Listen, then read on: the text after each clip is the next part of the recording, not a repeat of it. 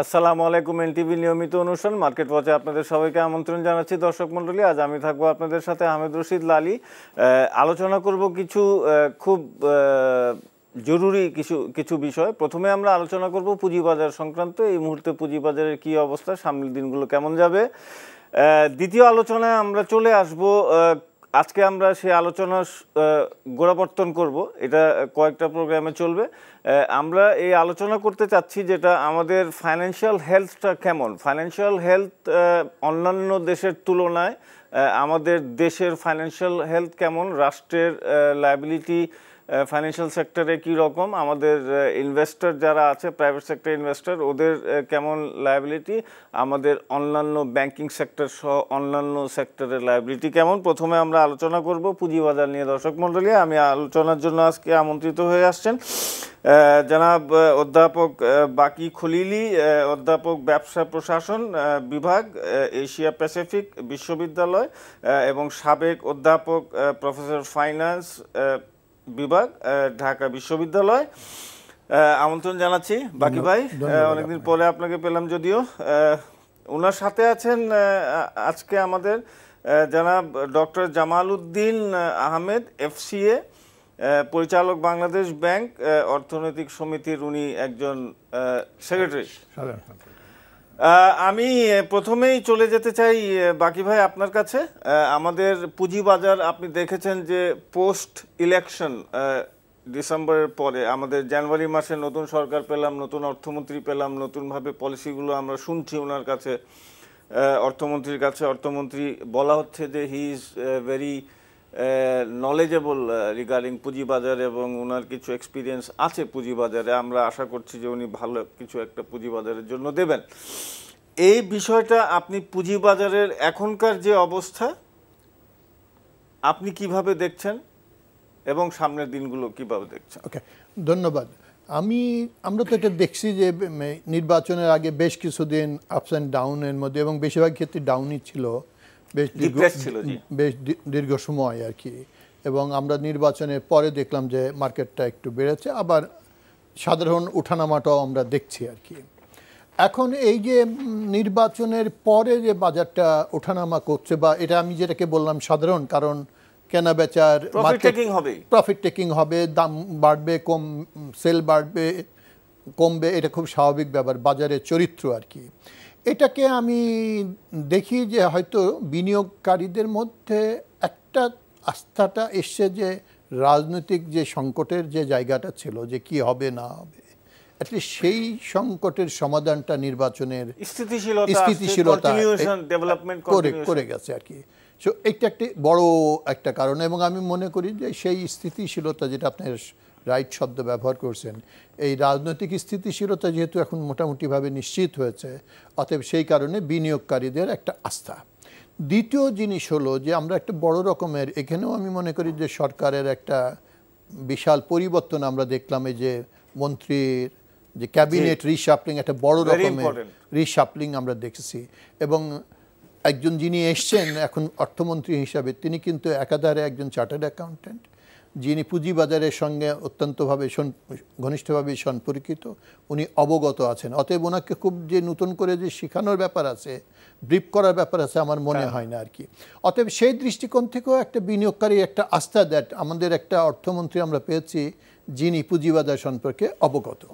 এখন আসেন আমার যে এটাই কি সাফিসিয়েন্ট কিনা, যে যথার্থ কিনা, যে আগের যে পুঁজিবাজারের ভোলাটিলিটি আমরা দেখছি, এইটাই কি এই দুইটা কারণের অভাবই কি ভোলাটিলিটি ছিল? উত্তর না। তাহলে যে চ্যালেঞ্জগুলো আমাদের সামনে আমরা যেটা দেখতে চাই, একটা হলো যে সর্বসময় আমরা বলি যে কি কি কারণে আমরা পুঁজিবাজারে যে অস্থিরতা, অনেকটা আমরা বলি যে এই নাম্বার ওয়ান কারণ যেটা আমরা বলি যে বিনিয়োগ ফান্ডের একটা, ইনভেস্টেবল ফান্ডের একটা আপনার, যেটা আমরা প্রায়ই বলি যে ব্যাংকের থেকে বা ঋণের, সো ফান্ডের যে স্বল্পতা ছিল সেই সংকটটা কাটানোর একটা প্রয়োজন আছে নাম্বার ওয়ান। একটা আস্থাহীনতা সুশাসনের তরফ থেকে এসছে, যে জিনিসটা আমরা এখন দেখতে চাই।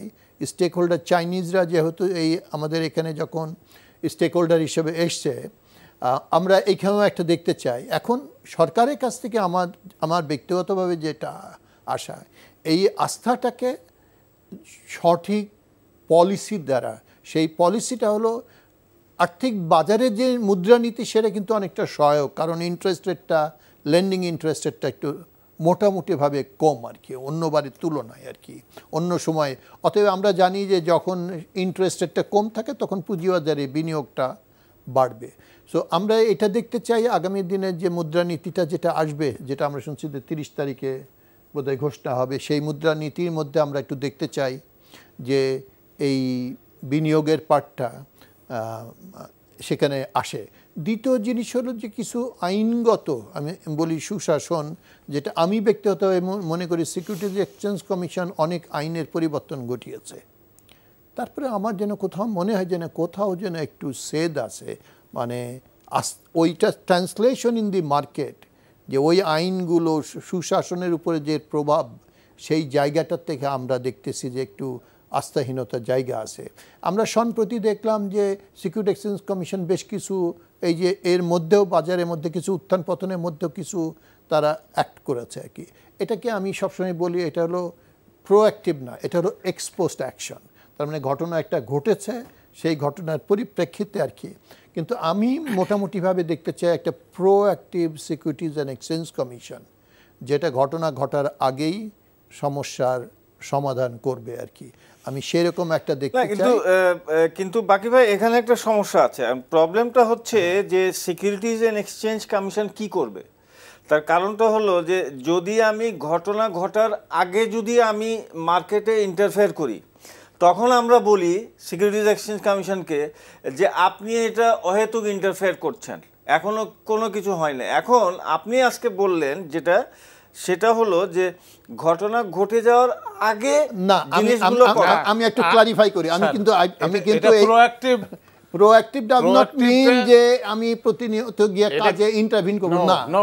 আইনের হ্যাভ টু এস্টিমেট আগে থেকে প্রোঅ্যাক্টিভ, যে আইনগুলো সুষ্ঠু প্রয়োগ, যাতে ঘটনাগুলো ঠিকমতো প্রয়োগ হচ্ছে, কার্যকারিতা আছে, মনিটর করছে, কথাটা হলো সেইটা। আমি সেই জিনিসটাই বুঝাতে চাইছি। আমি বলি আরেকটা জিনিস, সেটার ব্যাখ্যা দেন। স্যার যেটা বলতে চাচ্ছেন সেটা হলো যে proactively you will have to deal with.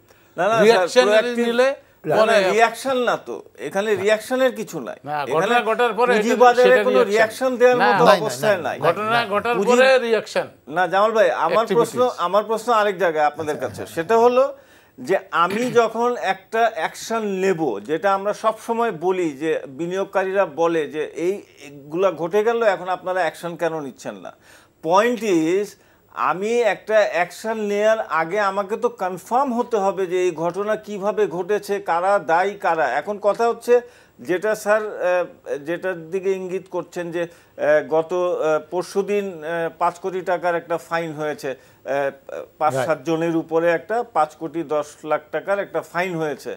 Part of the business, part of business. SEC কে সেটা করতে হবে। এখন point is, SEC proper investigate করে, ইনকোয়ারি করে, প্রমাণ সহ যারা দায়ী তাদেরকে তো আমাকে এসইসি কে করতে হবে।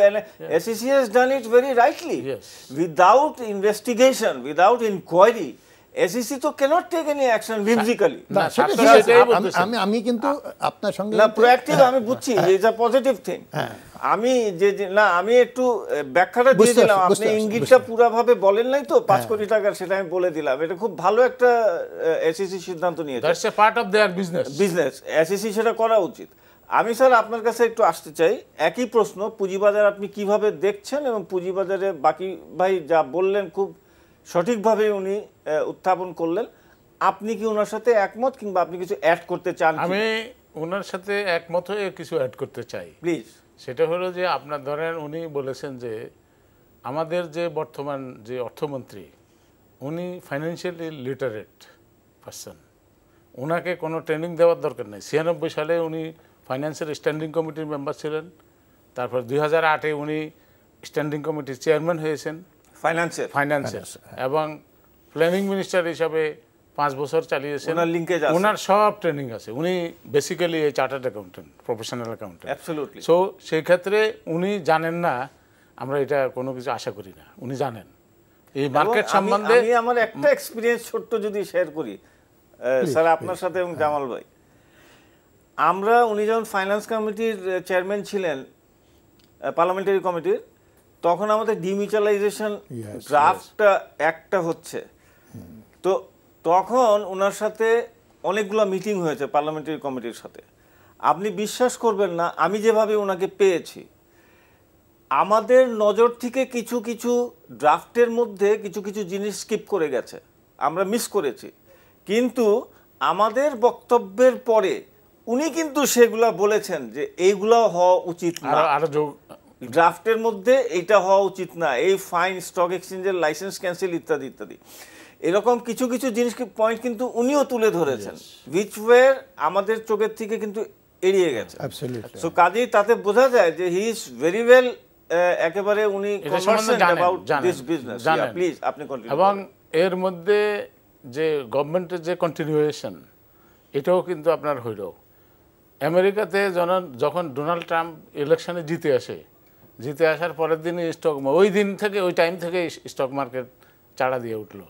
সেটা আমাদের এখানেও হয়তো হবে। আমাদের মার্কেটটা ফুললি অর্গানাইজ না, যে কারণে আপনার ওইভাবে রিয়াকশান হয় নাই। কনফিডেন্স, মানুষের কনফিডেন্সটা এখন আশা করে, সবাই আশা করে যে একজন ফাইন্যান্স মিনিস্টার দিল এবং গভর্নমেন্টের মেজর একটা শেক, সেটা হলো রিকনস্টিটিউটিং দি মিনিস্ট্রি, সেখানেও কিন্তু গভর্নমেন্ট একটা পজিটিভ একটা সিগন্যাল দিয়েছে, খুবই ভালো, এবং পজিটিভ সিগন্যাল দিয়েছে, নতুন ব্রেন এসেছে, সিগন্যাল দিয়েছে। সেটার কারণে ইনভেস্টর যারা, তারা এখন আশা ভরসা তো বেশি করবে, এবং সেই বেশি ডেলিভারিটা দেওয়ার জন্য আপনার উই শুড বি রেডি। এবং মার্কেটে সেটা আপনার ধরেন এই যে ধরেন স্টক এক্সচেঞ্জে যে বাইরের যে ইনভেস্টাররা এসে আপনার এখানে যোগ দিল, এটা কিন্তু ইন্টারন্যাশনাল মার্কেটেও বাংলাদেশের একটা রেপুটেশন, ক্রেডিট রেটিং বেড়ে গেছে বাইরে, যে কারণে আপনার পরবর্তীতে ধরেন আকিজের একটা 12,000 কোটি টাকার একটা ইনভেস্টমেন্ট জাপানিজ কোম্পানি এসেছে। এটা তো এমনি হয় নাই, একটার সাথে একটা লিঙ্কড, অফকোর্স। তার মানে you are creating the confidence. এবং তারপরে আপনার ধরেন এই যে জাপানিজ যে মাতার বাড়িতে যে প্রজেক্ট হচ্ছে, প্রায় 55 থেকে 60,000 কোটি টাকার প্রজেক্ট, এটা কিন্তু জাপানিজ ইনভেস্টমেন্ট জাইকার। 1961 সালে জাইকার জন্মের পর থেকে এই পর্যন্ত this is the largest in Bangladesh. আর পৃথিবীব্যাপী তাদের প্রোগ্রাম আছে, লার্জেস্ট হলো এটা। এবং জাইকার ওখানে এই প্রোগ্রামটা যখন উদ্বোধন হয় যেদিন, সেদিন আপনার জাপানের প্রাইম মিনিস্টারের আপনার অ্যাডভাইজার আসছিল, উনিও এটা ওনার মুখ থেকে আমাদের শুনে উদ্বোধনী অনুষ্ঠান। তো সেই ক্ষেত্রে আপনার এখন বাজারে যে এটা, তারপরে আমাদের ইকোনমির যে উইকনেসগুলো আছে, এগুলো তো আছে, we will have to overcome. এখন ধরেন আপনার ওভারকাম করার জন্য এখন থেকে যদি এই 5 বছরে, আমার বিশ্বাস যে গত 10 বছরের যে গভর্নমেন্টের যে অ্যাচিভমেন্ট, সেটা এই 5 বছরে তার সমান থেকে বেশি হওয়া উচিত। Because you are running this government for the last 10 years another, এবং with the same team, with same prime minister. তো সেম প্রাইম মিনিস্টার দিয়া করাতে, তা উনি তো ইতিমধ্যেই আরেকটা জিনিস আমাদের দেশে আপনার ধরেন একটা খেয়াল করছেন কিনা জানি না, রাজনীতি এবং অর্থনীতি একটা জায়গায় আসছে এখন। এটা ইন্টিগ্রেশনটা এই গভর্নমেন্টেই প্রথম, এই প্রধানমন্ত্রীর নেতৃত্বে আপনার এটাকে আপনার একটা শেপে আসতেছে। তার মানে আমাদের আগে যারা পলিটিক্স করতো, ওনারা যারা পলিটিক্সই করতো, ওনারা কিন্তু ইকোনমিক ইস্যুতে ওইভাবে একজন দুজনের ক্ষেত্রে এক্সপার্টদের কাছ থেকে শুনিয়ে যাওয়া করতে যেটা, এখন কিন্তু ডিরেক্টলি ইনভলভ হচ্ছেন। যে কারণে আপনার ধরেন বাংলাদেশে এখন বিদ্যুতে 80% যে ইলেকট্রিফিকেশন যেটা আপনার সারা দেশে হয়েছে, এটাই কিন্তু উন্নতির পূর্বশর্ত। এবং ইউরোপ, আমেরিকা উন্নত দেশ হয়েছে বিদ্যুৎ আবিষ্কারের পর। আমি ছোট্ট করে আরেকটা জিনিস, একটু আমি ব্রেকে যাব একটু পরে, আমি ব্রেকের পরে এসে আমাদের সেকেন্ড যে আলোচনার বিষয়বস্তু সেটা নিয়ে আবার আলোচনা করব। আমি ছোট্ট করে একটু বাকি ভাই আপনার কাছে জানতে চাচ্ছি যে ব্যাংকের কিন্তু ইন্টারেস্ট রেট বাড়ছে, ওয়েটেড অ্যাভারেজ রেট যেটা আমরা পাচ্ছি সেটা 9.47 ছিল গত মাসে, এখন কিন্তু 9.5, এবং 40টা ব্যাংকের মধ্যে 28টা ব্যাংকের কিন্তু তাদের ডাবল ডিজিট এখনও ইন্টারেস্ট নিচ্ছে সরকারের 9% ধরে দেওয়ার পরেও। আপনি জিনিসটাকে কেমন দেখছেন? এটা দুইটা ভাবে আমি দেখি। একটা হলো যে এই যে 9%, এটা তো একটা মিনিমাম, এটা তো আমাদের দেশের যে ইন্টারেস্ট রেটটা আমরা যেটা দেখি টার্ম লেন্ডিং ইন্টারেস্ট রেট, আর একটা হলো ওয়ার্কিং ক্যাপিটাল আমাদের কিন্তু ওয়ার্কিং ক্যাপিটাল ইন্টারেস্ট রেট কিন্তু বাজারে কিন্তু ওই 9% বা 10 to 11%-এর মধ্যে, এটা কিন্তু মার্জিনালি কমেছে, কিন্তু এটা কিন্তু অন দি হাই সাইড আর কি, সর্বসময় হাই ছিল। এই যে আমাদের ডিসপাইট দি ফ্যাক্ট যে এই যে 9%-এ কমে আসছে, কিছু কিছু ব্যাংক মিনিমামটা নিয়ে এসছে, এইটা কিন্তু আলটিমেটলি ওয়েটেড এভারেজ কস্টে গিয়ে কিন্তু আমার যে ওয়ার্কিং ক্যাপিটাল যে interest rate, high interest rate, এটা কিন্তু আমার এভারেজকে অনেকটা প্রভাবিত করছে। এটা হলো একটা। দ্বিতীয় জিনিস, ইট অলসো সিগন্যাল দিচ্ছে, কারণ ওয়েট করতে গেলে তো আমার পোর্টফোলিও ডিস্ট্রিবিউশনটা দেখতে হয়, যে টার্মে কত গেল, ওয়ার্কিং ক্যাপিটালে গেল, সেটা দিয়েই তো আমার ওয়েটেড ইন্টারেস্ট ক্যালকুলেট।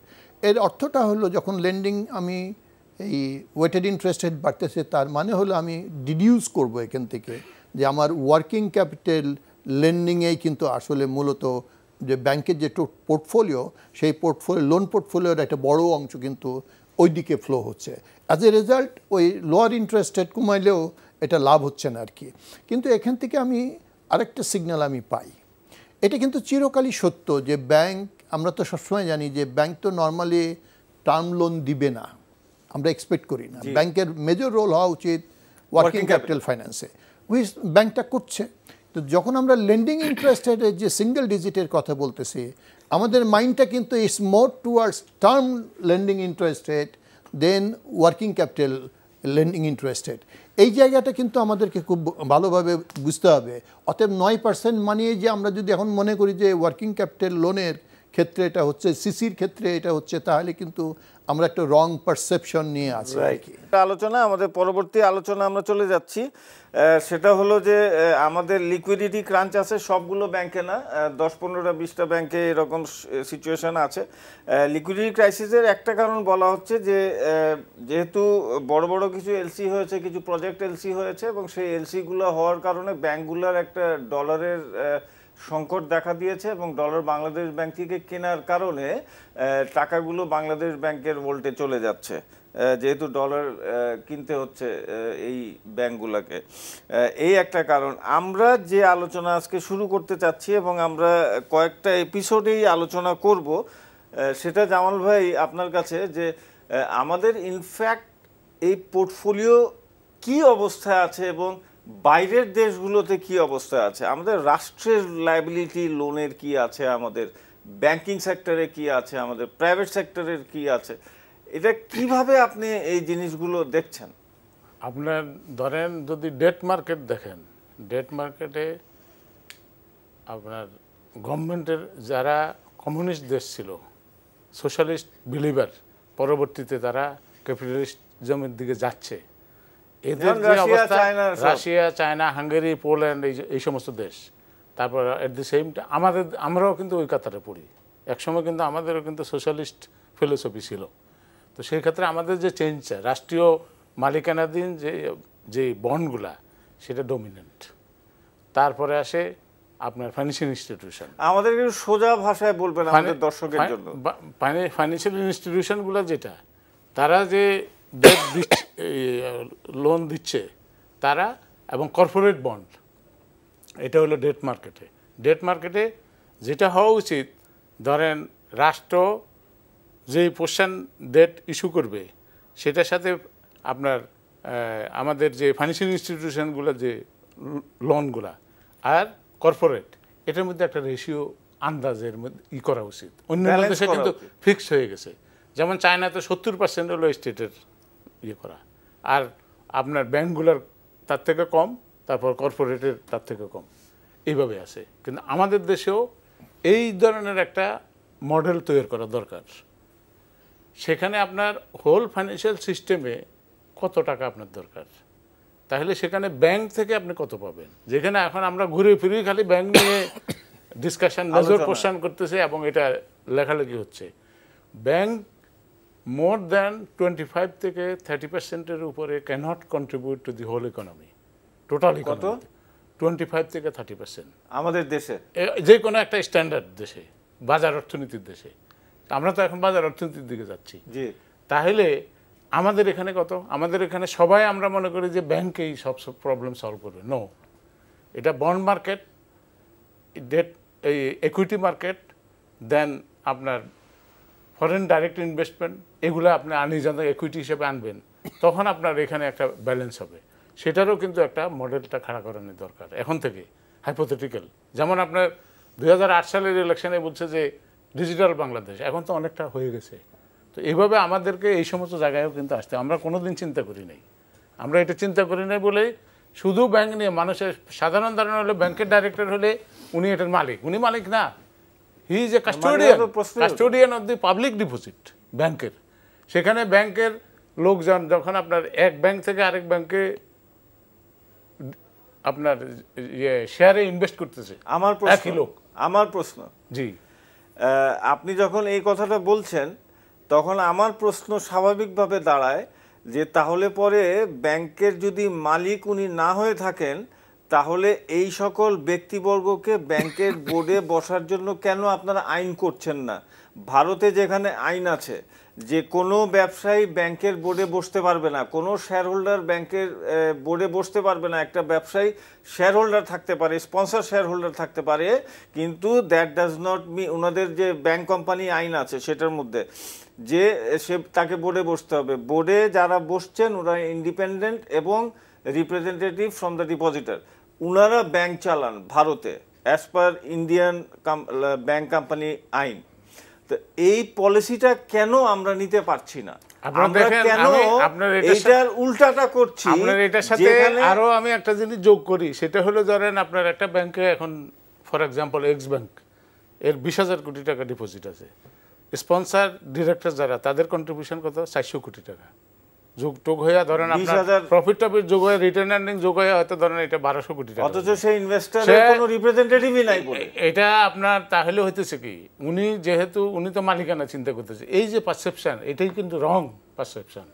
এখানে আপনার গভর্নেন্সটা এনশিওর হবে যখন আপনি whenever you are a part of the problem, you should not be there, part of the solution. সলিউশনের সাথে মানে কনফ্লিক্ট অফ ইন্টারেস্ট হচ্ছে এখানে, সেখানে কনফ্লিক্টিং সিচুয়েশন। সেই কনফ্লিক্টিং সিচুয়েশনকে থেকে আপনাকে বাইরে আসতে হবে। এবং আপনি একটা ব্যাংকের চেয়ারম্যান, আপনি আরেক ব্যাংকের ডিফল্টার, আপনি রিড করি বন্ধ করে বয়ে রয়েছেন, এখন এখানে চেয়ারম্যান গিরি করতেছেন। এরকম কতজন লিস্ট করেন বাংলাদেশে চেয়ারম্যান যতগুলো আছে? বাট এই যে সিচুয়েশন, বাইরের এটাকে তো বাইরে আসতে হবে। বাইরের চিত্র আমরা একরকম দেখছি, দেশের চিত্র আমি আরেক রকম দেখছি। আপনি দেখেন জামাল ভাই, আপনি তো বাংলাদেশ ব্যাংকে আছেন, আপনি ভালো বুঝবেন। আপনার হয়তো বোর্ড মিটিংগুলোতে আপনি অ্যাটেন্ড করলে পরে অনেক দেখেন স্টেটমেন্টসগুলো। আপনি দেখেন এই যে একটা ব্যাংকের ডেকোরেশন, অমুক ব্যাংকের ডেকোরেশন, এখানে খরচ 5 লাখ, দেখাইলো 5 কোটি, এই যে টাকাটা ড্রেন আউট হয়ে যাচ্ছে, এতে বিনিয়োগকারীদের যে লস হচ্ছে, বিনিয়োগকারীরা যে আলটিমেট শেয়ার হোল্ডারদের যে লস হচ্ছে, এগুলো দেখার কেউ নাই। সেখানে রাইট কর্পোরেট গেট কিপিং নাই। গেট কিপিংটা যদি সেই গেট কিপিং এ যদি থাকে, তাহলে আপনার ওখানকার তো ইন্টারনাল অডিট ডিপার্টমেন্ট আছে না, তারপরে অডিট কমিটি আছে, তারপর তারা যদি এটা নিয়ে আর্গু করে, ইনভার্ট ওখানে ডিবেট হয়, তখন কিন্তু এগুলো আস্তে আস্তে কমতে থাকবে।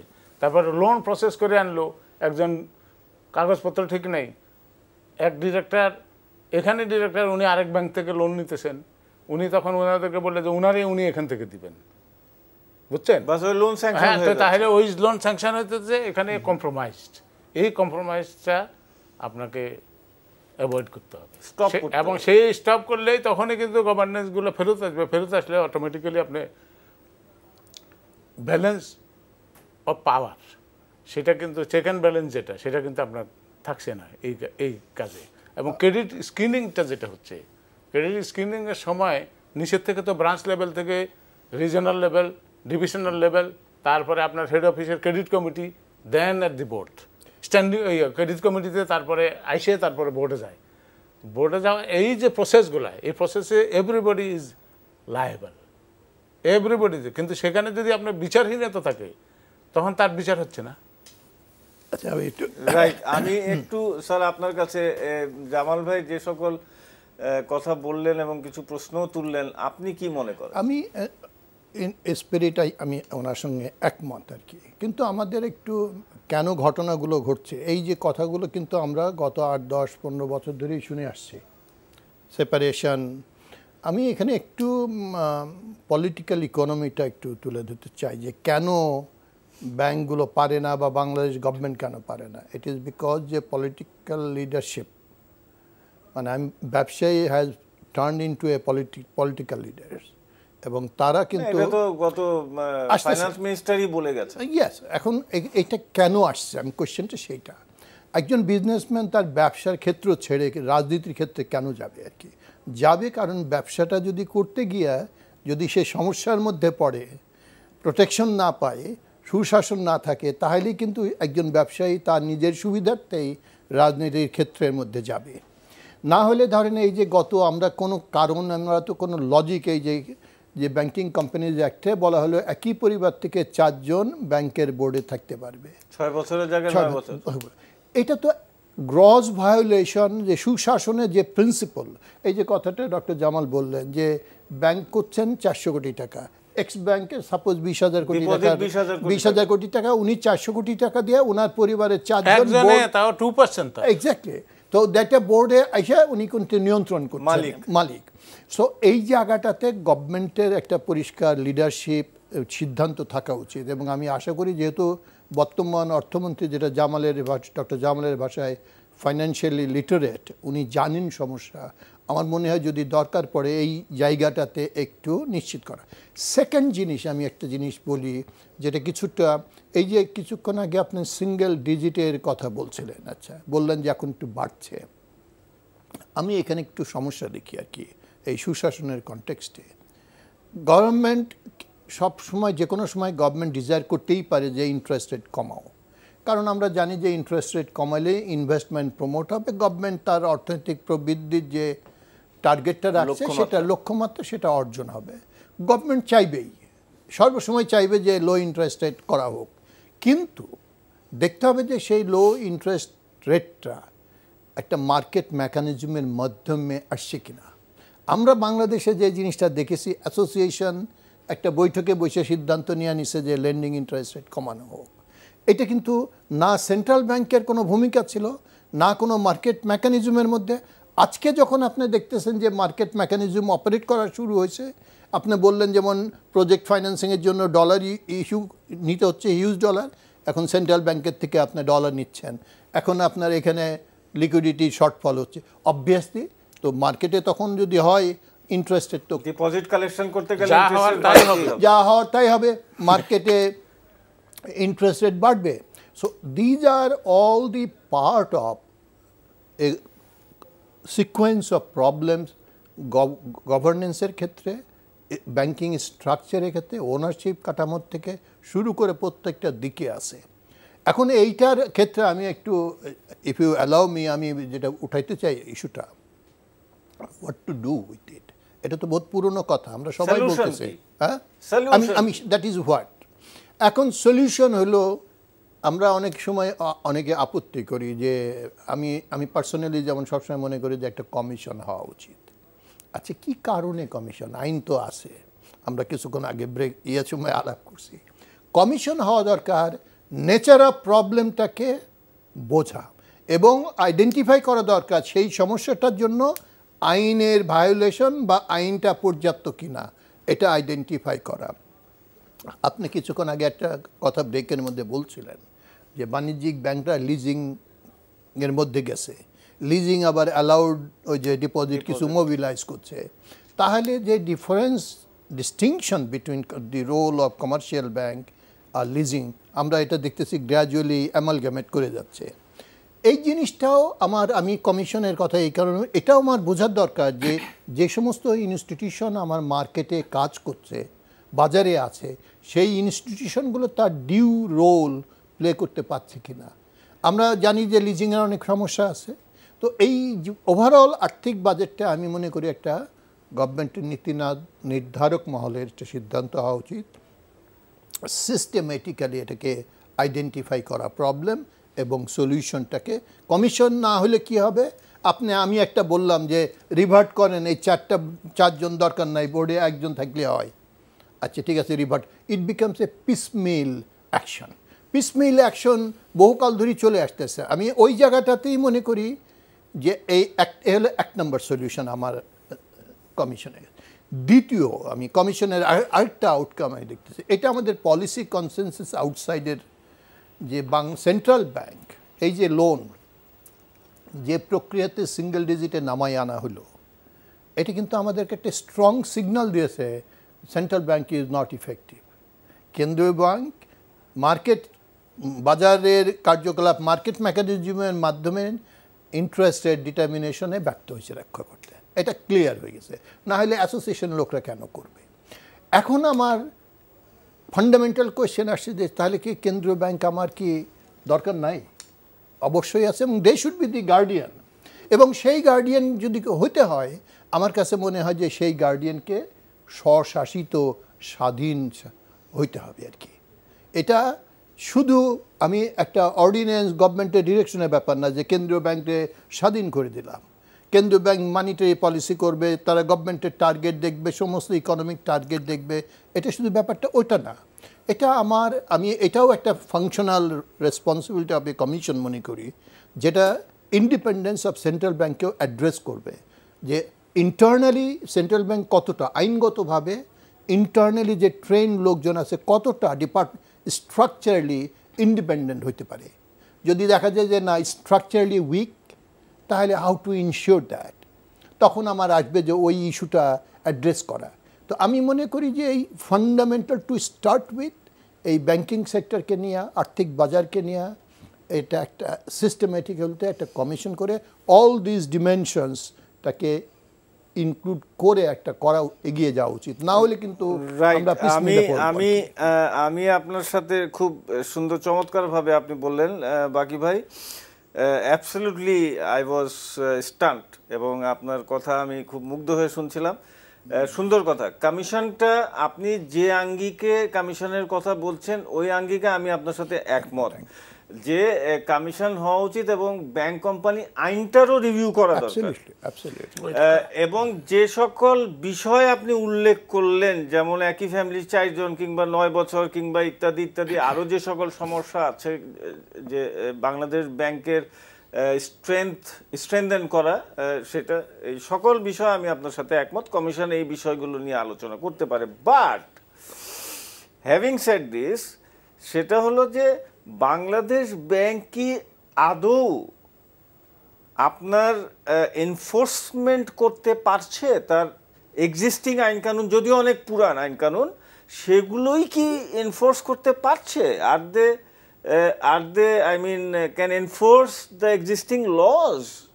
সেটাই তো মনে হয় পারছে। কিন্তু এই কথাটাই তো আমি বললাম যে ইন্ডিপেন্ডেন্স করতে গেলে এখন আপনি যে আইন দিয়েছেন, কাঠামোগতভাবে যদি প্রতিষ্ঠান দুর্বল থাকে, সে আইন করতে পারবে না। সেই জন্য এই কাঠামোটা পরিবর্তন আনতে হবে। রাইট।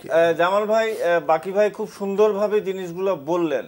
আপনি ওইটার উপরে যদি কিছু অ্যাড করতে চান সেটা করবেন। আপনার কাছে আমার একটা প্রশ্ন, সেটা হলো যে মুদ্রানীতি 30 তারিখে অ্যানাউন্স হওয়ার কথা।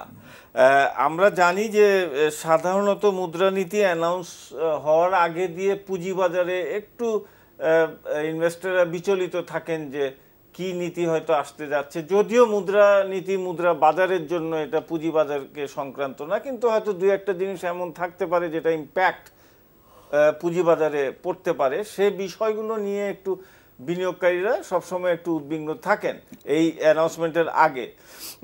আপনি কি মনে করেন যে মুদ্রানীতি কেমন হওয়া উচিত, এবং পুঁজিবাজারে যাতে কোনো ইম্প্যাক্ট না হয় সেই জন্য Bangladesh bank should ensure careful? Bangladesh bank ধরেন আপনার এটার ব্যাপারে মুদ্রানীতিটা হওয়া উচিত, এটা এমন কিছু থাকা ঠিক হবে না যেখানে আপনার এই সমস্ত মার্কেটে কোনো রকমের কনফিউশন সৃষ্টি হতে পারে। সেটা যাতে না থাকে এটা আমরা মানে এনশিওর করতে চাই। এবং সেটার ব্যাপারে ধরেন আপনার সব কিছু হয়তো একসাথে আপনি পারবেন না।